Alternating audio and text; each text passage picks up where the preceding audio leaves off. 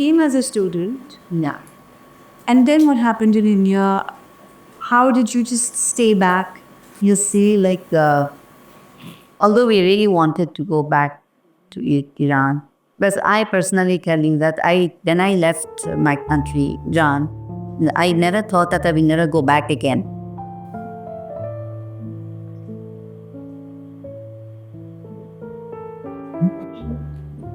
And I know, I see for us, it's just a story, right?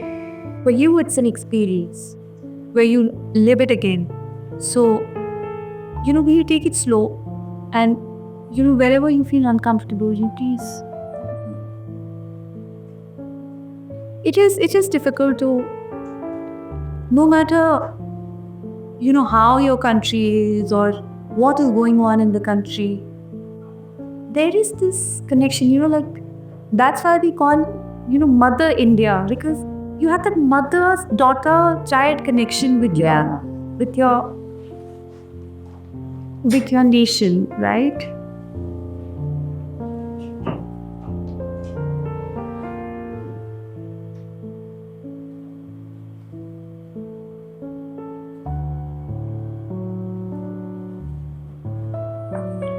Amaresh, cut. Continuing. So then I came to India. I never thought that I would never go back to Iran. I was always thinking, okay, it's a transition, I just will come. I had come on a student visa, study and do my graduation. Then I'll go back to Iran and I'll continue. But few things really changed my way of living or my destiny. I could never go back to Iran till date. One was because of the revolution which happened in Iran, that the system, everything got changed. So if I would go back, what would I do? That was one thing. Because I was already a student over here and I accommodated myself. Second one was already got married. Just after 2 years of my education in college, we got married. Third was that we started the school. Okay. Yeah. And fourth was when we didn't have our passport anymore because we lost our passport in a train journey. In India? In India, yeah. Because it happens in India, in weekends when you travel. And that time, traveling by the trains was a very primitive way of traveling. We used to run behind the trains, jump in the train, have your suitcase, kick it there. It was not like nowadays that we book, we reserve, this, a sea bogie and all. No, that time was not like that. India was totally different than what it is now. And we were not that well equipped to travel without being protected, like that. So we lost our suitcase, and as a result, we lost our passports also. So Devastating. that was, yeah. So there's a few things which, one after the other supported that we can go back to Iran. And then that maybe was the stage for us that we applied for Indian citizenship and we got the Indian citizenship after 5 years. And your family? Yeah, family was, as I said, I don't know if I told you, there are 7 siblings. So few of my siblings they already left Iran during that revolution time. 4 of them are in Australia. And my brother is already in India when I came. And there's still one more brother in Iran. Then, of course, one of the reasons was also that I didn't have my passport anymore, as I was just telling you that we lost our Iranian identity, the passport, which was still valid.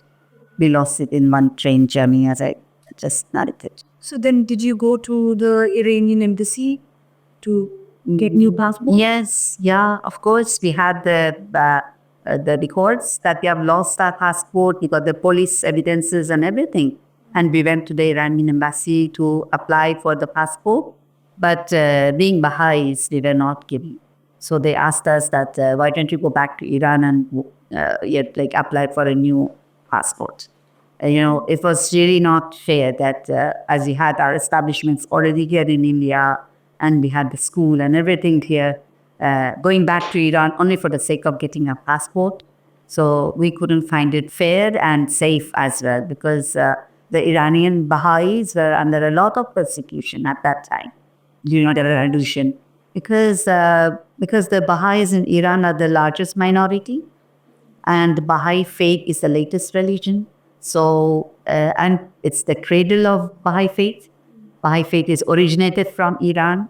So there is a lot of kind of intolerance towards the Baha'is, and the persecutions are rooted right from the inception of Baha'i faith.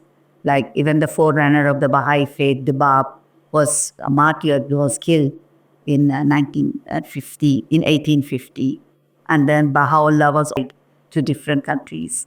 So these were few, the background that in Iran, that people, although the people, those who understand about the Baha'i faith, they are wonderful people and they all, accept Baha'i faith and accept the Baha'i community. But there is a kind of politically motivated people who go against the Baha'is. Iran is a beautiful place, and we really always look forward that if we could once again go back to our country. Very kind and very hospitable people as well. Yes. It gets a little shocking to hear that these persecutions took place because Iranians, they don't even take money from you when you try to buy something from their shop. Yes. Right? They ask you, we don't beat the others.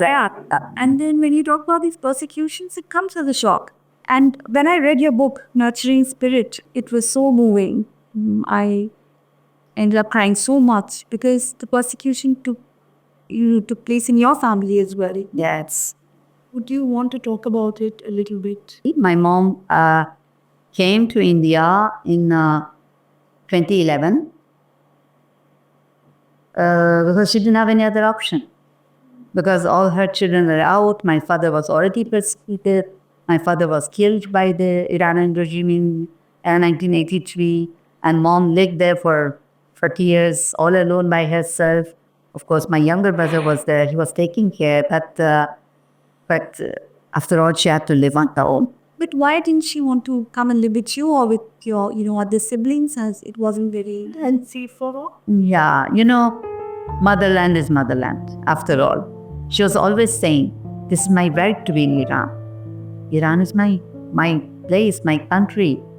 And this is my right to be there. I love my country.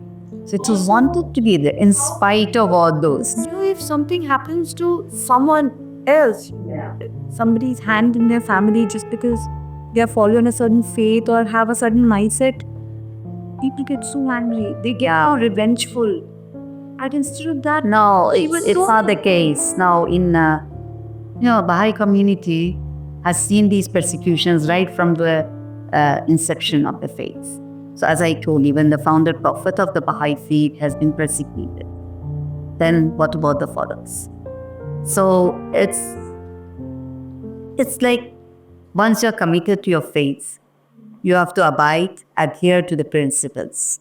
And the principles of Baha'i faith, the teachings of Baha'u'llah speak about kindness, about forgiveness, about unity, about love, about harmony. And then Baha'u'llah talks about oneness of religions, oneness of humanity. So, all these make us like we are so soft-hearted that we can't retaliate. We cannot go against other people.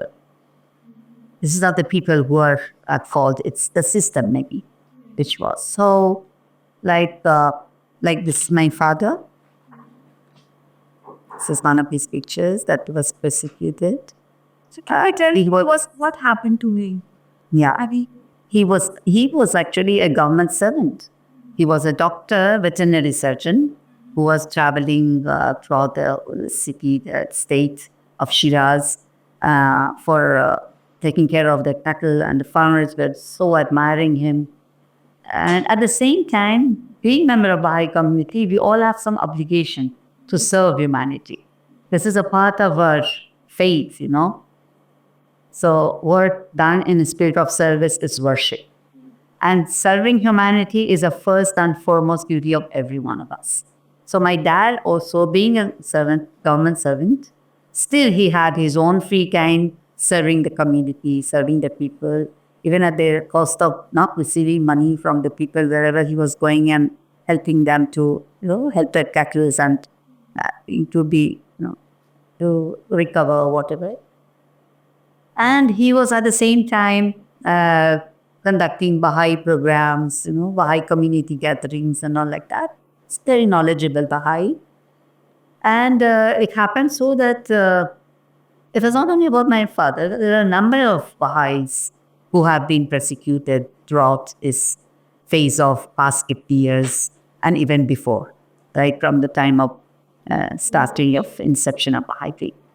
So I was here in India when this happened, that they came to our home and the Revolutionary Guards came to our home and they just asked my dad to go with them. And it was just food time. My parents were having dinner, my younger sister and family, they were all having dinner together. But they just asked my father to go because they had a letter that they can arrest him. They had the arrest warrant they had. And that very night, my mom said, let him finish his school. They said, no, he has to go with us. And then immediately they also took away whatever books he had and the albums, family albums and all this, and they took him to the prison. And he was in prison for 200 days. So my mom has narrated and I've written everything in this book. Over 200 days he was in prison. And ultimately he was persecuted, was signed by the guards.